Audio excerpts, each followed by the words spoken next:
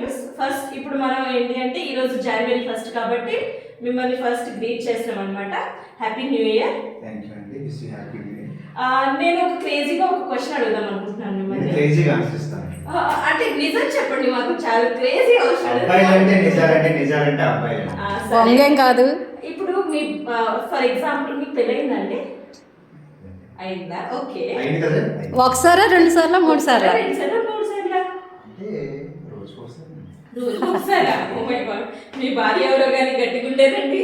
మా భార్య గట్టిగా ఉండేది. అదంతా కాదండి. ఇప్పుడు నార్మల్గా ఇప్పుడు ఫర్ ఎగ్జాంపుల్ మీ వైఫ్ మీ పక్కన ఉంది, అప్పుడు మీ ఆపోజిట్ లో ఒక అమ్మాయి మంచిగా పాష్గా రెడీ అయ్యి వెళ్తుంది అనమాట.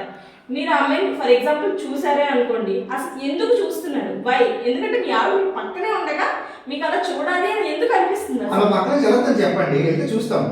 అలా ఎలా చూస్తారండి? చూస్తామండి. ఇప్పుడు ఫర్ ఎగ్జాంపుల్ మీ ఆవిడ అలా పాష్గా రెడీ అయ్యి వెళ్తే ఎవరైనా చూస్తే మీరు ఒప్పుకుంటారా? అయ్యో నేను చూడను. అప్పుడు మీ కళ్ళలో వాళ్ళు కనిపించారు అంటే ఫర్ ఎగ్జాంపుల్ ఒక అబ్బాయి మీ ఆవిడ అలా స్టే చేస్తున్నాడు, అప్పుడు మీ ఫీలింగ్ ఏంటి?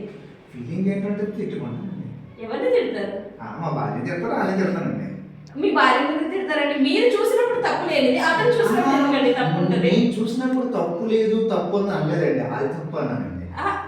అంటే మీరు చూసినప్పుడు తప్పు కానిది మీ ఆవిడని చూస్తే తప్ప. బేసికల్లీ మీరు మీ పాయింట్ ఆఫ్ యాంకర్ గా క్వశ్చన్ అడుగుతున్నారు కానీ సగటు మనిషిగా మీరు క్వశ్చన్ అడగట్లేదు. నేను ఒక మనిషిగా దట్టు మీ భార్యగానే అడుగుతున్నాను సార్.